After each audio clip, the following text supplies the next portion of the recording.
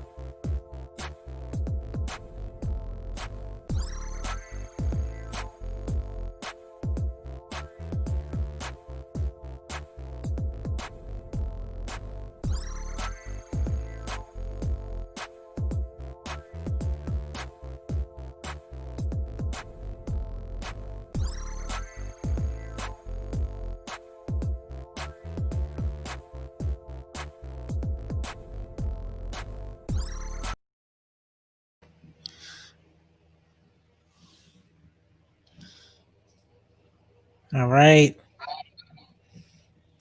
What's going on? What's going on? I think we are almost back. All right. A little glitch there. We have our production back in the background. Umoya, thanks for popping in there. I will kind of just repeat the intro a little bit. But welcome everyone to the ADOS. Are you guys hearing that echo or is it just me? I think I'm hearing an echo. I'm not sure. Let me see if I can edit my I don't know, edit my mic or something like that. Edit mic settings, echo cancellation. Hello, hello, hello, hello. Okay, that's a little bit better. Yes, I think that sounds better. Um, so hello everybody once again. Thank you for bearing with us with the tech, issues really quick. But welcome to the ADOS California Bay Area media channel. Again, my name is Rita Forte. I am the president of the Bay Area ADOS chapter and happy to be here this evening to talk about Black farming while Black. I have an illustrious guest right over to the side of me. I'm going to introduce her in a moment. Please share this. I know we're on Facebook, we're on YouTube. We're actually on my YouTube, Rita Forte Live as well too. Share out this link. We're going to be here for the next 30 to 45 minutes having a great discussion and seeing where we really go, getting to the nitty gritty. So like, share, and subscribe this video. And with that, really we want today to learn about the history of Black farming here, especially in California, and really get real about the state of Black farmers and farming while Black and really, where do we go from this point of inflection today, right? I definitely think 2020 has been a different and pivotal year for everyone, and I'm sure it has been for our Black farmers and agriculture folks. You know, here we do the data, we do the legislation, we stay on it. So we're going to talk about that as well. So anyways, hop in the chat. And with that, I'm going to introduce my guest for this evening, Dr. Gail P. Myers, cultural anthropologist, earned her doctorate in anthropology from Ohio State University, master's in applied anthropology from Georgia State University, and bachelor's in English from Florida State University. Dr. Myers, I'm going to call her Gail, though. She gave me permission, is the founder of Farms to Grow Inc. Can we bring that up on the screen? Farms to Grow Inc. Here, actually, where I live in Oakland, California, founded, I believe, in 2004. And well, of course, we're going to talk about that. She works with organizations locally, nationally, and internationally, which I find super cool and interesting. And for the last 18 plus years, she's been researching, teaching, and writing about Black farmers, producing articles, papers, and documentary shorts related to the adaptations and sustainable practices of African American farmers. Welcome, Gail, to ADOS California YouTube. Thank you. Thank you for inviting me to be on this show. Absolutely. We're happy for you to be here. So you're currently in Atlanta right now, right? Yes, as we're putting this together. Mm-hmm. And may I ask, you're in Atlanta for work or both, or? Yes, it's for work, and I moved closer to my mom who lives in Florida. Okay. I've been away from my family for quite some time, and my mom's health has been failing over the last few years, so I needed to come closer to home. And Absolutely. Atlanta, Georgia is the closest I could come to being close to Florida. So absolutely. But we're still doing the work of Farms to Grow. Much of the work that I did in California, I still maintain here in Atlanta. And And are you originally from the Bay Area, or where are you originally from? I'm originally from Daytona Beach, Florida. Oh, okay. Okay, you're from Florida. Okay, Yep, okay. I am from Florida. And then moved to the Bay Area when? I moved to the Bay Area after finishing my doctorate at Ohio State University. During my research, I just became so impassioned by the stories that I heard in interviews with Black farmers as part of my dissertation. And so when I finished, I wanted to do something and ended up going back to Atlanta because I got my master's at Georgia State. And I began to talk to people about sustainable agriculture. But at that time in 2002, not very many people, it wasn't like a very familiar term. So I ended up moving to California or getting a short-term assignment in California and started asking folks in California and the Bay Area about sustainable agriculture. And everybody had something to say. So I felt like this was a good place for me to be. So I relocated from Georgia to California in 2004 and co-founded Farms to Grow. Okay.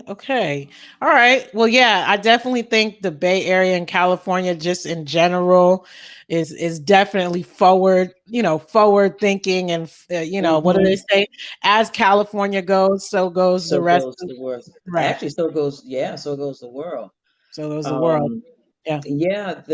What I loved about California, and certainly with the work that the Black Panther movement had started, was that it was right for Black farmers. David Roach of the Mo Better Food I know David. Coalition had already been doing this work, and several other people in the Bay Area. And so it was a perfect place to be. It was a place that Black farmers had already developed a relationship from Fresno and other parts of rural areas in California. So it was a great opportunity for me to network and connect with Black farmers in the Bay Area and the Black community. Nice. And so, I mean, if I could just put this data point out there, and then I would like to just kind of talk about, how Farms to Grow came to be.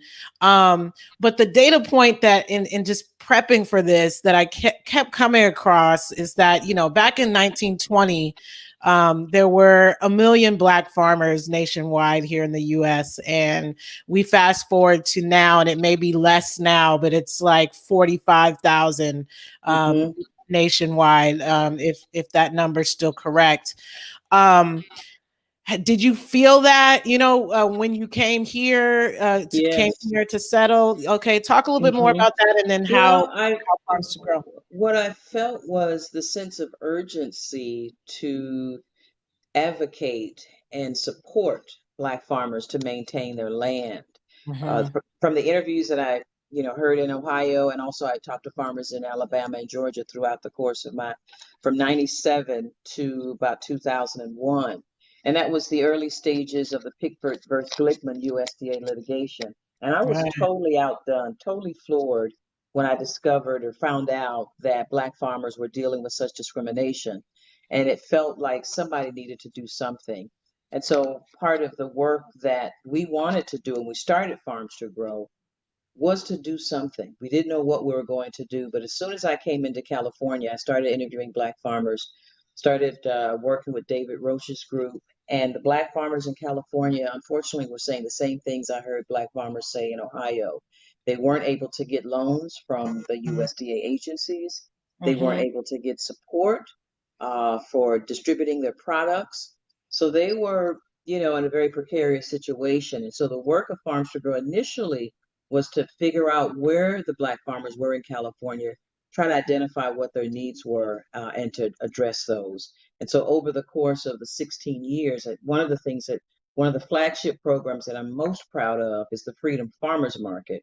We started the Freedom Farmers Market in 2013, and it Hmm. was a venue for us to express our Black food experience, for us to have pride and show a sense of reclaiming our food history and our food ways. And so it And was to that was in stop. West Oakland, right? Well, it Specifically. started out in West Oakland. Okay. We lost the location initially Okay. because the it was on a restaurant, Brothers Kitchen, and he eventually lost the restaurant. So we ended up moving to 5316 Telegraph, which is sort of North Oakland, but we were still very much accessible to the communities that we wanted to serve in West Oakland.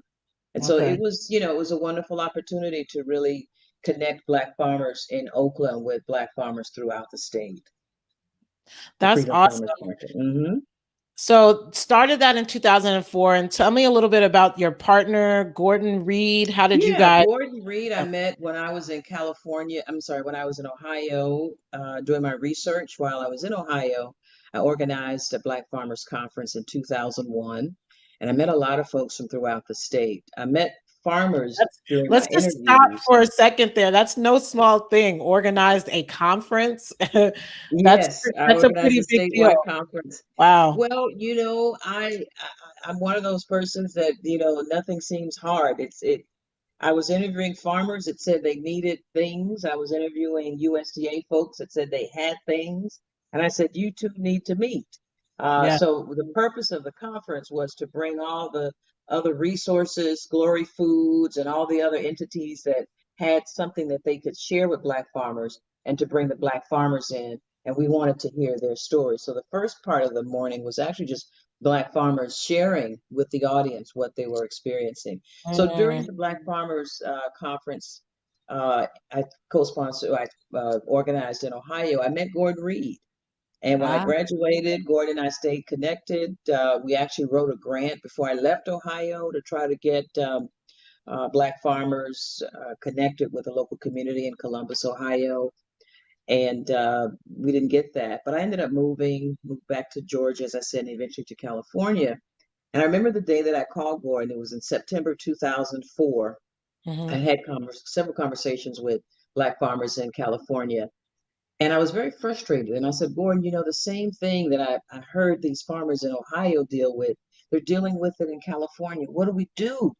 And I Right. remember when I was talking to colleagues at Ohio State, they were Mhm. talking about where their next move was, universities and research institutes, and they said, Gail, what are you going to do? And I remember saying, I don't know, but I have farms to grow. And I said that because Mm, I was just so I I love needed to that. do something, right? I had spent 5 years talking to farmers, finding out, the various situations that they were in, dealing with economic uncertainties, trying to hold on to their land, not only from paying the mortgage, but from all the violence that they had to endure, from Yeah. several times having to rebuild after their homes were burnt anytime they went to church or left their property. And Mhm. so, I left And what year? needing to do something. What years specifically are you talking about when you say that? I Um, was in, well, I started my work at Ohio State in 97. But these farmers in Ohio had been dealing with these injustices since they had been a part of the farming landscapes. They became right. agrarians. And so, yeah, it felt like something that needed to be done. And I just felt like there was no way that I could just go walk away and teach or do something. And so, Yeah. talked to Gordon in September, was very frustrated, and he said, "Well, what are we going to do?" And I remembered I that got farms farms to to grow grow. idea, and we formed a board, Hmm. and we got incorporated, and the rest is history. We've done a lot of the first years, we didn't really know what we were going to do, but eventually things um, serendipitously went from one good trajectory to the next. I was trained to learn. I learned how to manage farmers markets. I ended up managing the Bayview Hunters Point Farmers Market for the first 2 years in 2004, 2005, and six and seven. Then Okay. ended up training the community in Bayview Hunters Point so they could keep the market. Moved to Oakland, Mm. eventually did the farmers market. We have a farmer development program. We work with youth. We have a Gardens to Grow program where we implement gardens and after school programs and Head Right. Starts and elementary schools. And so that is so that we could sprout the next generation of farmers. So we work with farmers so that they can keep their farms, but we have to make sure that there's a pipeline so that when Right. those farmers are ready to leave the business, there's the next generation. So we do an interesting body of work. We have streamlined over the last 5 years because we do a 5 year strategic plan.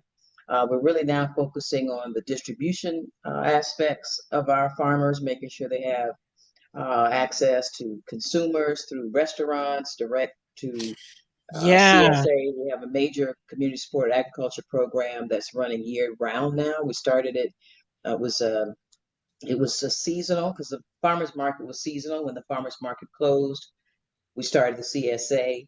Now that the farmers market is closed due to COVID And and CSA is yeah, the community community supported supported. agriculture where Right. Hmm. um, shoppers support farmers by paying for their produce in advance, and they pick up. In this case, we have a monthly CSA. We'll be moving to bi-monthly and weekly, probably by the summer. And Nice. so, yeah, we're doing the thing. We're partnering with lots of organizations, and Hmm. we've had a presence because, in California, there are probably about a handful, at least I know when I came into the state in 2004, just a handful of organizations that are focusing specifically on Black farmers. And so Yeah. we have an important role to play in the state. Yeah. There was not that many, huh? No, not organizations. Yeah. Yeah. But there Uh, are real quick. there are Real about quick. 300 and maybe 370 Black farmers in California out of maybe 74,000 other farmers in California. So less than 1%. Less than 1%, right? Woo. Start real quick before we move forward. I think your camera's a little frozen, and I'm not sure if if you could maybe adjust it or maybe go out of the application and come back in. We could do that as well too. I just want to Oh, no. you Okay. yeah, you Should I just go been out? yeah, go out and come back in because you have been frozen for a little while. Okay, she'll come back, everyone. So hold tight, hold tight. I don't know if you guys were seeing that as well too, but she's definitely been frozen on my end, and so I wanted to make sure she comes back on. We got to see her face. Okay, here she I'm goes. here. Back in. I Okay. switched to the phone, but interesting. Okay. Yeah, you were frozen for a good chunk there, so you'll watch it back and be like, ah. So I was like, let me just stop for a moment. But Okay. So farms to grow. So I love that. So you guys did events, I mean, education, building, Yes, yeah, yeah. We partnering, have an amazing. programs. Yeah, We work with schools. yeah. We have a mobile exhibit called Circling Back, and we talk about George Washington Carver. We Now talk tell me about the sustainability. I saw that. Tell me the significance on focusing on George Washington Carver. He was the father of sustainable agriculture, Right. and African American farmers are sustainable growers. Yeah. And so he is someone that we encourage people to find. We definitely want the school children to know about him, but he was able to, help Black farmers after cotton, the boll weevil wiped out everything else. He said, "Why don't you all do sweet potatoes and peanuts?" And so he Mm, had an abundance of sweet potatoes. So that's how he ended up discovering and inventing all those different creations, over 200, with the sweet potato and the wow. peanut. I But don't know that he's many. also the first extensionist. Right now we have USDA Extension where they go out to the farms, where he would get in his wagon and he'd take his samples and his starters and he'd go to these farms and he would teach these farmers. And so that is the strategy that we um, live by: Mhm. direct connecting to the farmers, sustainable, legacy, passing on knowledge and tradition. And Dr. Piper had a lot of knowledge. So we Yeah, are all about making sure that we're able to help transfer this knowledge and keep it building and keep it relevant in our absolutely. communities. So that's a Absolutely. really important forum that we do, circling back. Love it. Um, and so let's talk, let's stay on that, in that vein, in terms of our history, specifically the history in California, for Black farmers. When did Black farmers really, come? Of course, there was the Great Migration and things like that. Sure. But so Yeah. was that really It, the introduction of Black farmers no, to actually, Black California? farmers, came into California uh, from the reports. The National Park Service has done some research. Early group came in around 1880. It was Mm, a train load of Black Americans that came from North Carolina. And the reason that they did is because as California was coming out of wheat, for primarily it had been a wheat growing state, large acreage of wheat, and they had these large equipments and they could harvest it. Well, because of the competition in the Midwest and the East, and in California's wheat only had one season because it needed to be colder, it became less profitable. So these growers started getting into fruits and all what we call now specialty crops and nuts. But they needed folks a lot of labor. So they solicited to the South: come on down, come to California. So a lot of those early farmers actually came as contract laborers into the South. They had mm, into California had a specific term. After their term was up, though, these families were looking for land to purchase. They were not interested in continuing that contract relationship. So right. over time, Yolo County, Imperial, Tulare, Fresno became a center. So it is said in about 1910, in a place called Lucerne, there were over African Americans that accumulated over 20,000 acres of land. So we Mm. kept coming into the state, and Here like in most California. here in California, and Okay. like most places where Africans go and African Americans, we're land-based people, so we grow food. And Right. so California was no exception. We came early as contract laborers, but eventually became homesteaders, started buying up land, buying up acreage, and became contributing to the agriculture of California. Many were contract farmers, did grapes, cabbage, all the other specialty crops. Mm-hmm. Mm-hmm. And so we're able to maintain a family and grow communities. And most of these were enclaves. Most of the very early Black settlements, actually Lucerne in the Imperial Valley area, is is a Black settlement. And Hmm. again, these were folks that came to farm. So Yeah. Black folks aided and contributed to the development of California agriculture. Very early, Blacks were the first group outside of California to come into the state to work with agriculture. And then, of course, with Colonel Allensworth developing the town of Allensworth, which is now Yes. Yes. still in existence, an all-Black town. He and Booker T. Washington encouraged self-sufficiency. So more Blacks came around the 1910s, the early part of the century. And so Black folks have been over 100 years here in California, developing small towns, developing uh, villages and places, schools, churches, building strong communities, facilitating economic growth. And this Yeah. economic growth was facilitated because we had land. Land Yeah. was an important feature of being Yeah. able to be self-sustaining. And California, Black farmers and Black Americans that came to California, they knew that, and they went Yeah. about the business of acquiring land. And you said a few things, and I actually see some things in the chat about acquiring land.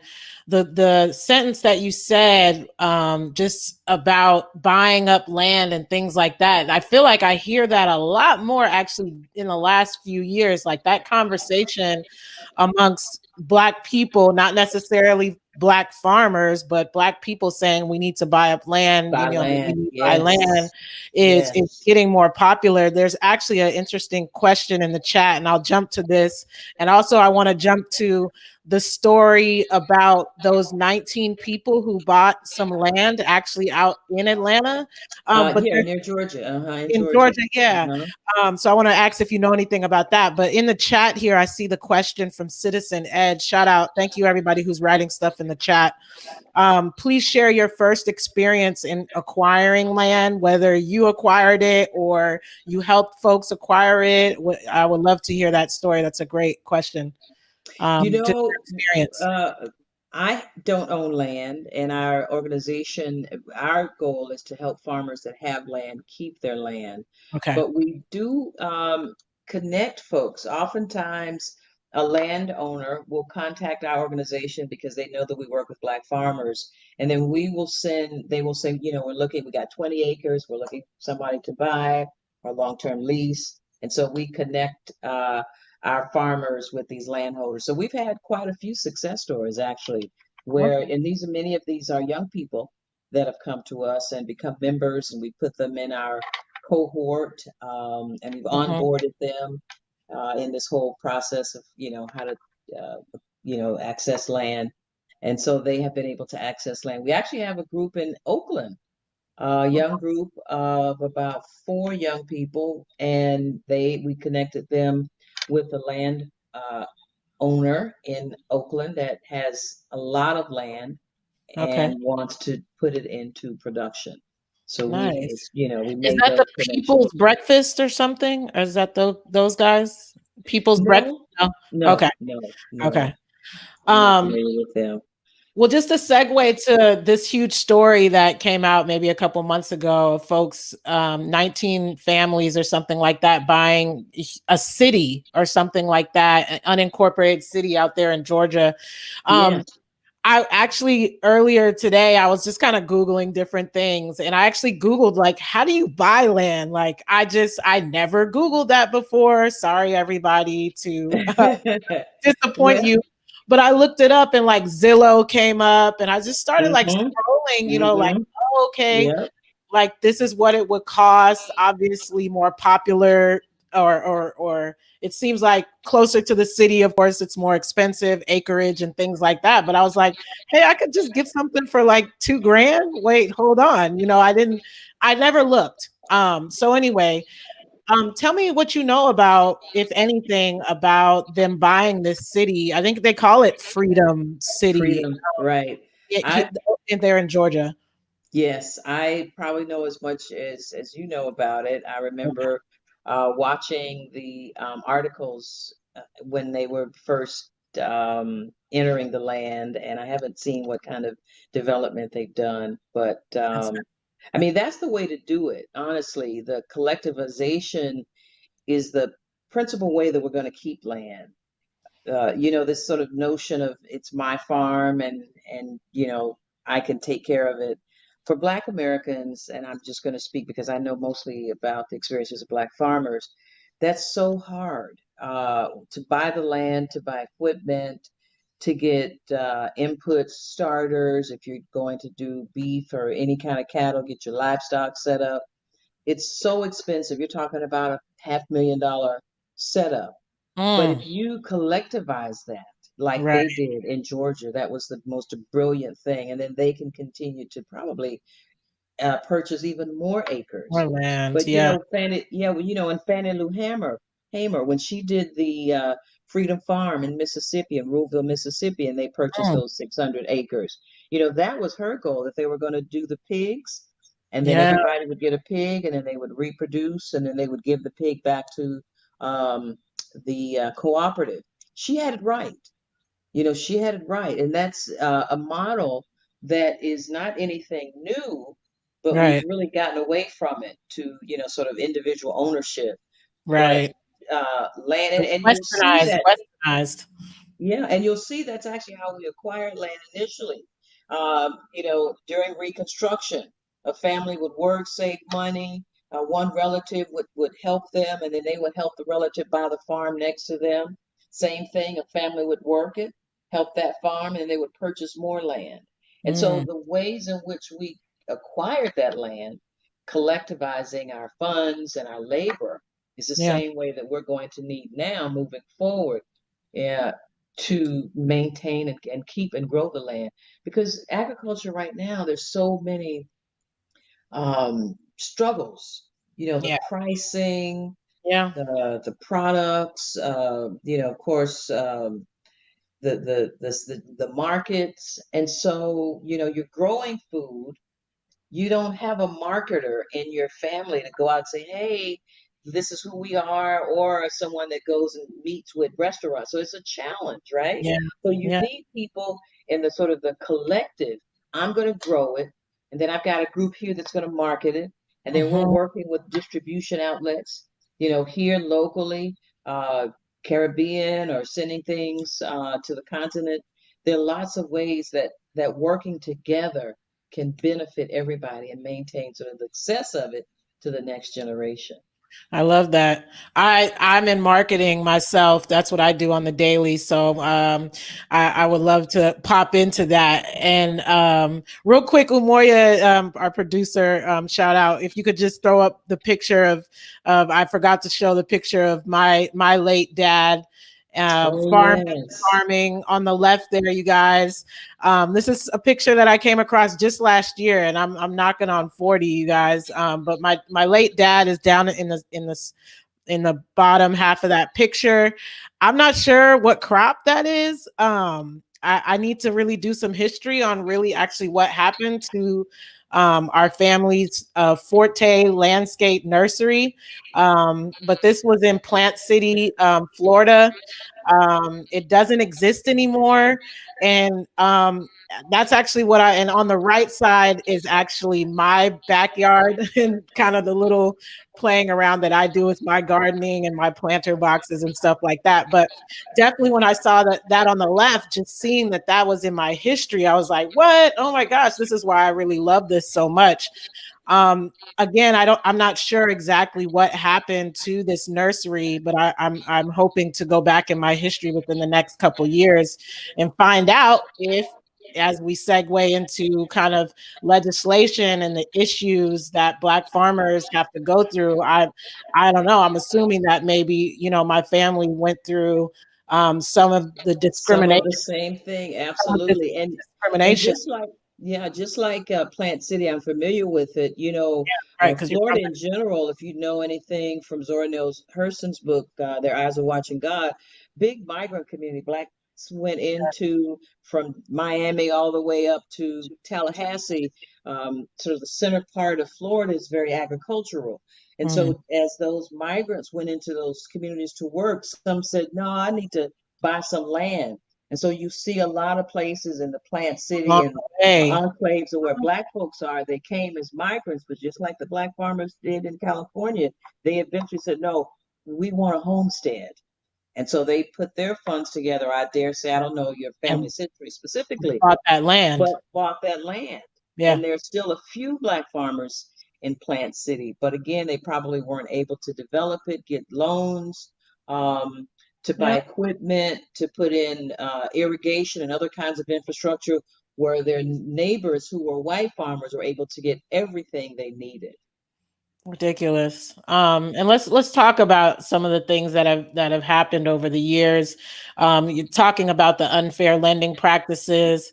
I have here. I do want to talk about this legislation that you were a part of back in 2017, the Farm Equity Act. Still, Um, yes. but as of most recently, I read this article about organization giving the Black farmers bad soybean seeds, and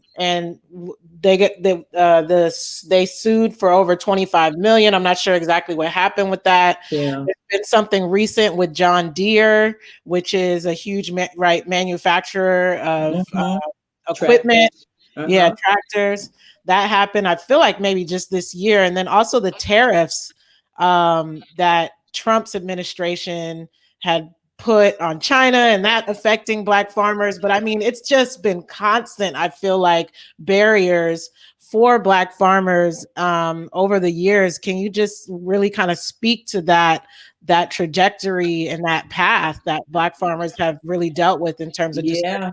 yeah. It again, it's the same kind of discrimination that we continue to experience Yeah, as Black Americans throughout the world. yeah, There's no exception.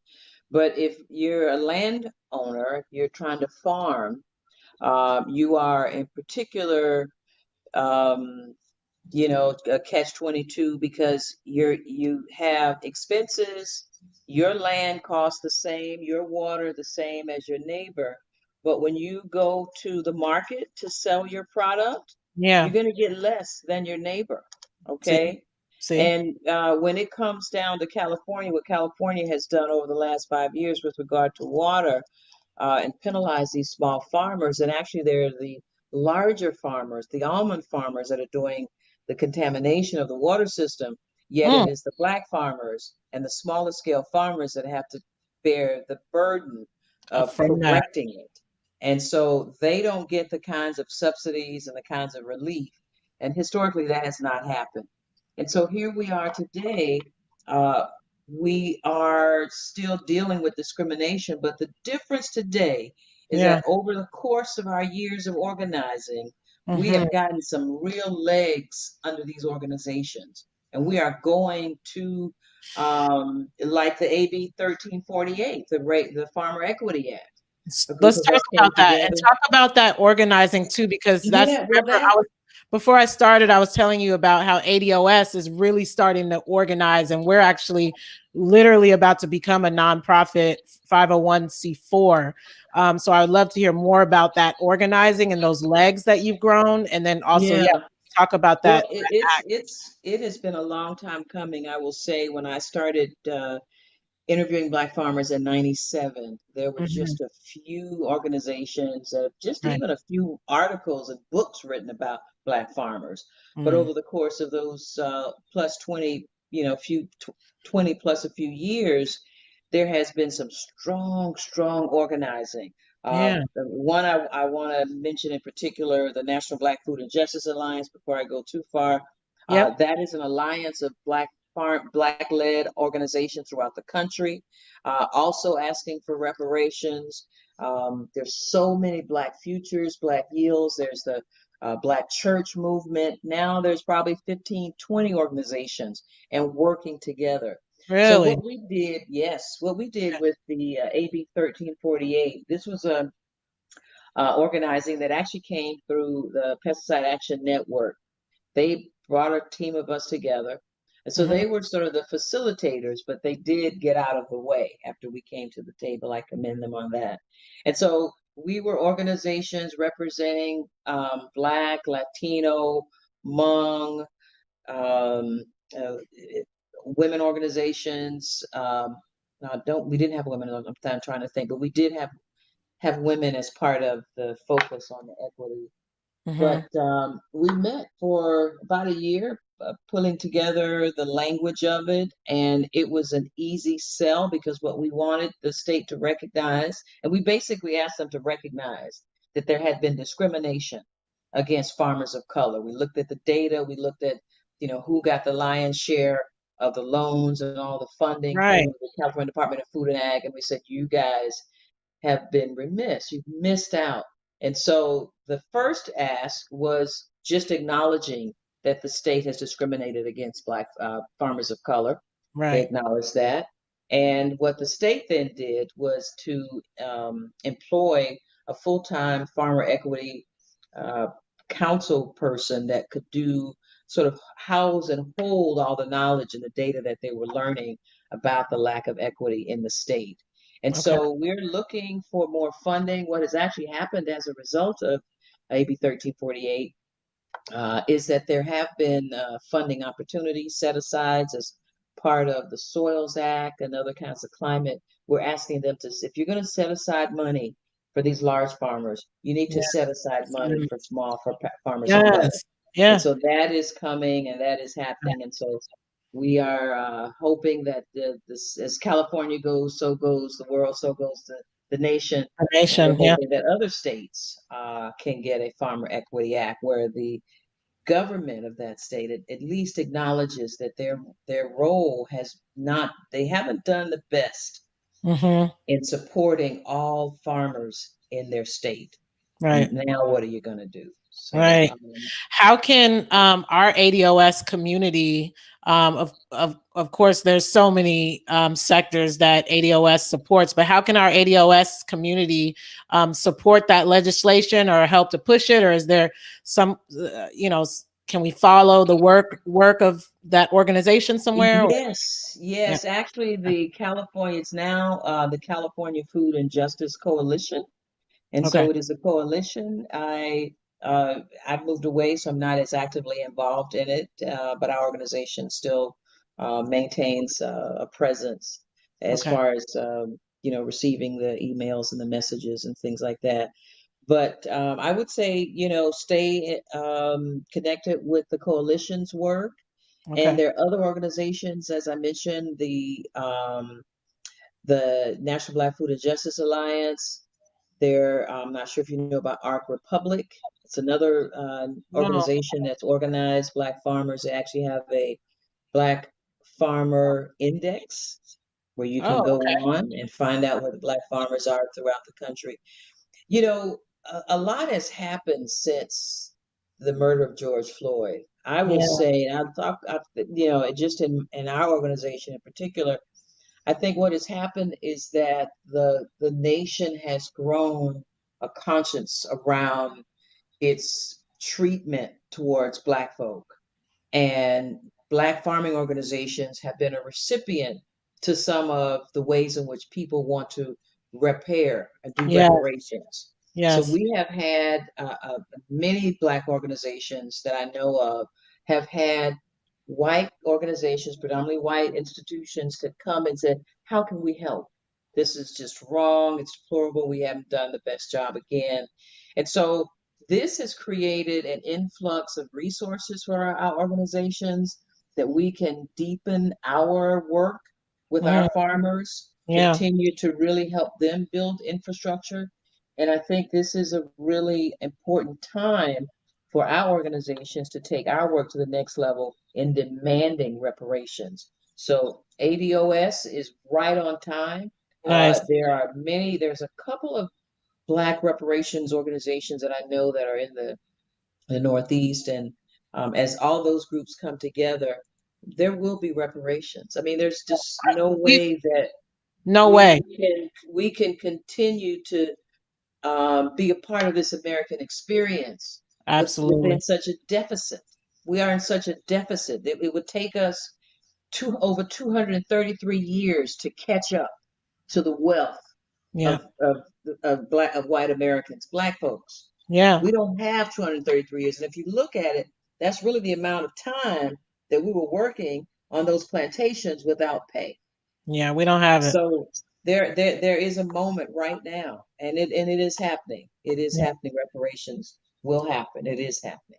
Absolutely. I mean, we're in full belief. There's no way else to move forward. Um, No. yeah, I was telling you, before we got on the broadcast, at my work with Marianne Williamson, working on her campaign, she said it. She keeps repeating herself, in saying that there's no way that we can move forward without atoning and cleaning up the past. That's just the natural way of things. So we wholeheartedly as a group, ADOS, believe in that.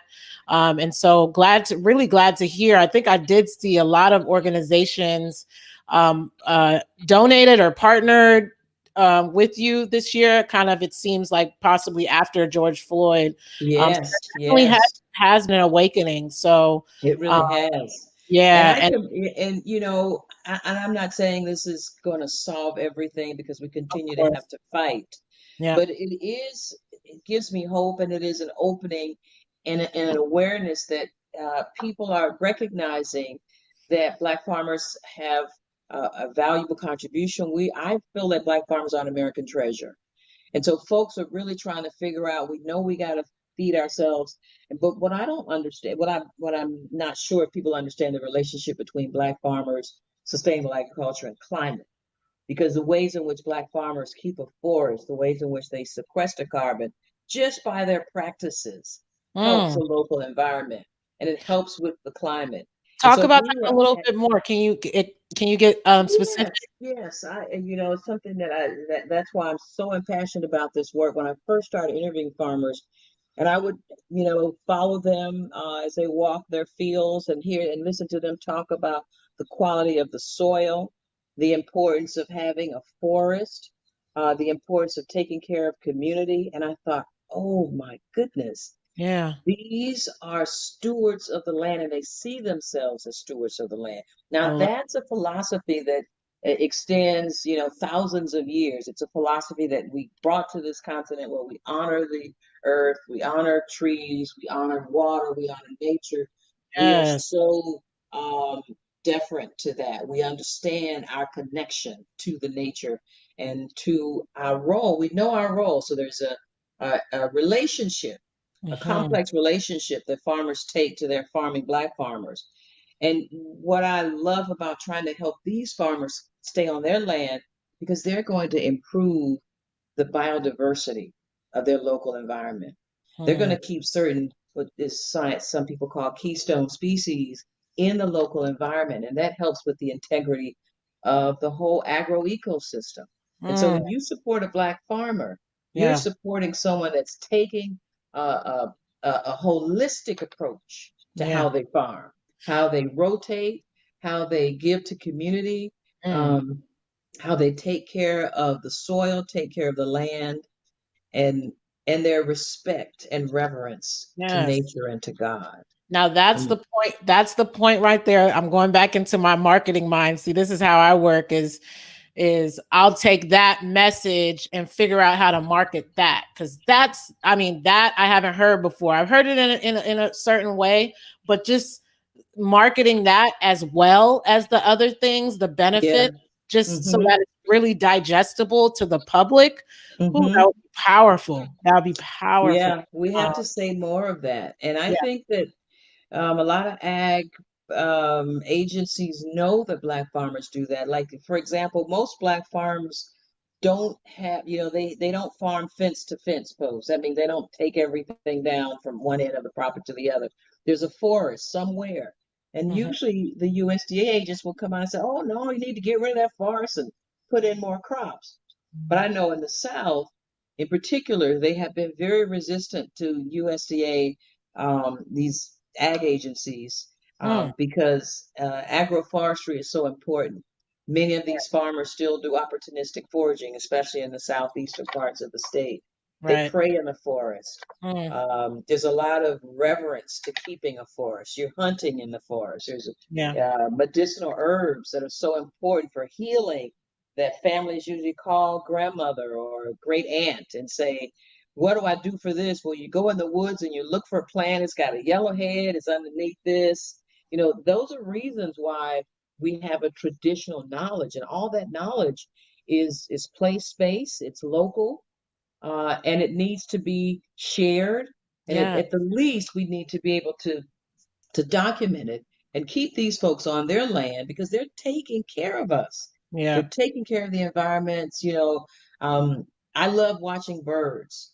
And when you go to a community that has a lot of birds, that they've taken care with making sure their trees are there so they can maintain their bird life and making sure there's a forest. And so those are ways in which people are intentional about their environment. And Yeah. and and that's why I love Black farmers. They're very intentional about Yeah. their No, farming. I love all that. Like you said, that just wholesome piece to like as a Hmm. whole holistic thing. No, I really love that. We have 10 minutes left in the broadcast. I do want to take just a quick break. Umoja is going to throw something up.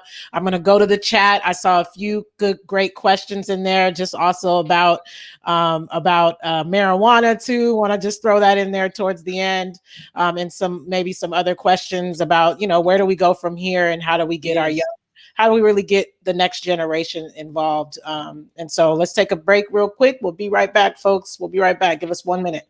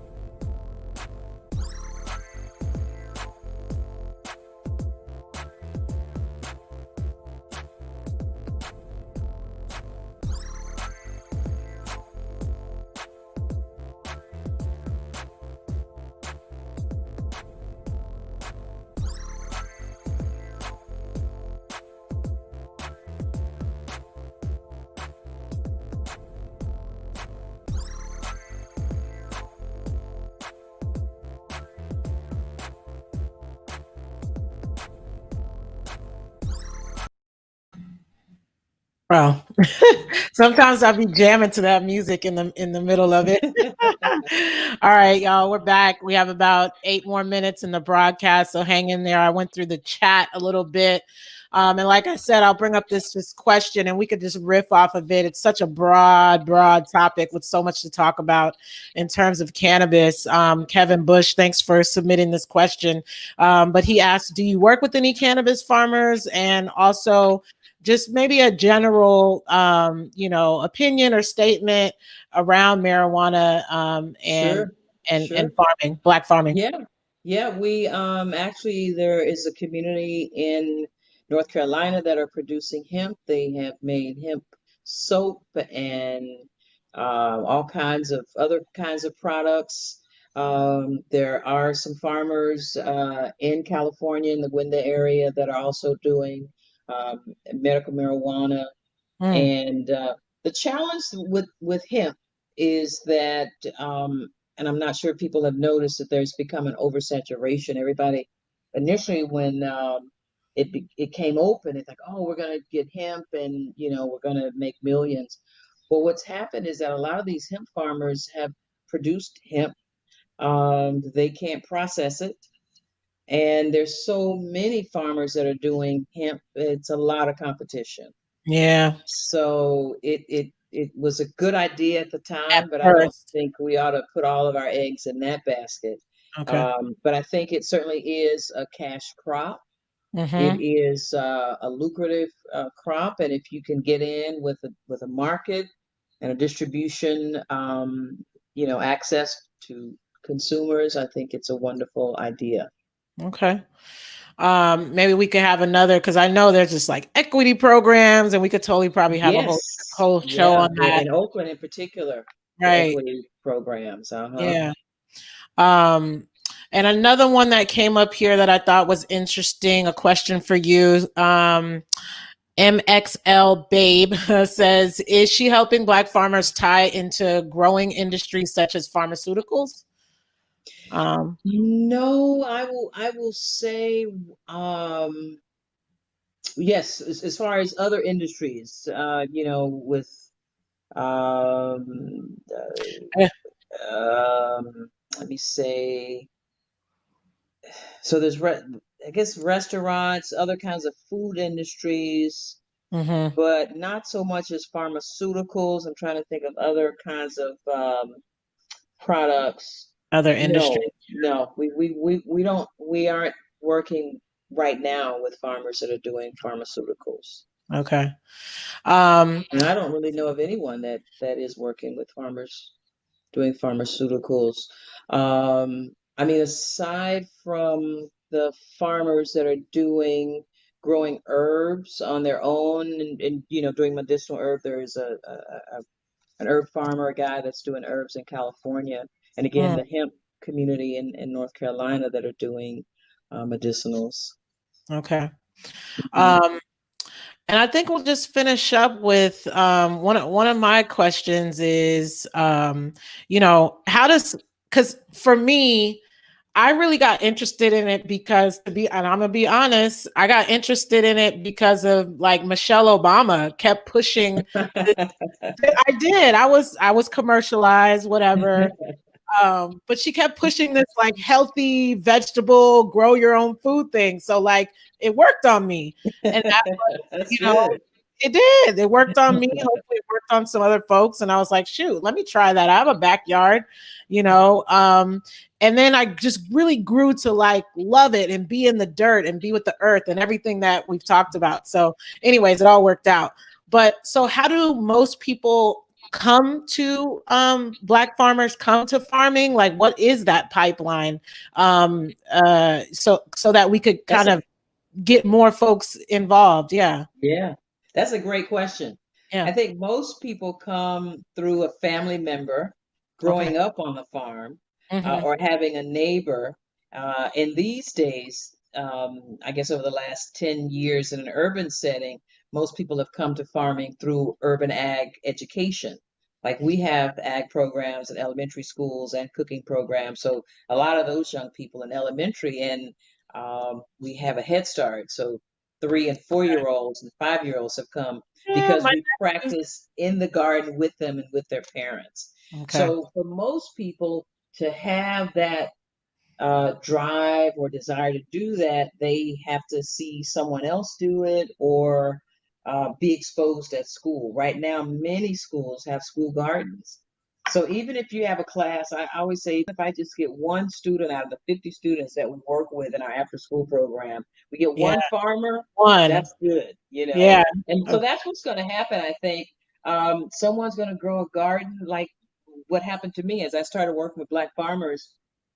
I guess I've been growing for 12, 13 years, and I actually wanted a farm. So I moved just before I moved to Atlanta to North Carolina with the hopes of getting a farm because I too wanted to farm after hanging out with all these farmers. Yeah. That did materialize. I guess that's a good thing, but it does rub off. Yeah. It really does. And I think the way to get the next generation is having opportunities for them to visit Black farms, Okay. having classes at schools, that they can take a Black farming class or read articles about Black farmers and then go visit. It's Yeah. like once you visit, it's I you you know it you got is. you hooked. It's so You're great. hooked, you Yes. know. And then once you go home with a basket of food, because every time I go to visit a farm, they're sending me home with a basket of something, Yeah. and you taste the food, then you get double hooked. You're like, oh my Right. God, nothing tastes like this in the grocery store. Right. So it is important. The tasting piece is so key because that's one of the things that we did at the schools. At all these schools that we had a tasting, so they got to taste the food that we were growing. Some of it at the third graders at Charles Drew in San Francisco, they actually got to cook it. And so when you have that relationship with the Yeah. food that's grown, and you see it on your plate. You know, Right. that seamless kind of connection really makes you think, I can do this. And Hmm. it's the most purest forms of giving back, It is taking a is seed, planting it, growing it, eating it, and then sharing it. And then, of course, saving your seed, because we got to keep growing the for the seed. next. Yeah. We'll have to have you back definitely. Look forward to it anytime. In the spring, so we could talk about. So maybe we can really promote this and kind of hopefully get folks excited about, maybe planting some stuff in the spring, um, Absolutely. or Absolutely. late winter. But it Let me seems mention, just very much experiential how you get involved. But go ahead. We have yes, I have about one thing I want to be sure go for I it. mention, Yeah. that I've been working on a documentary called Rhythms of the Land Okay. since 2012. I actually went to 10 southern states and interviewed over 25 African American farmers. Mm, Most of them are in their 80s, 90s, and 100. And so I'll be doing a campaign starting January, but the film hopefully will be released in October. It's called Rhythms of the Land, and I'd love okay. to keep you and your listeners up to date with where Absolutely. we are with it, and We'll help send us out, raise the money. yeah, we'll send out the link and help promote it for sure. That Thank sounds you. awesome. All Thank you. right. Well, Well, thank it you. has been, Oh, you're gonna just cut us off, Amoya? Thank you so much for being on our channel. We'll talk to you again, my in pleasure. a few months and a few quarters. And thank you guys. Like, share, subscribe. ADOS. We're out.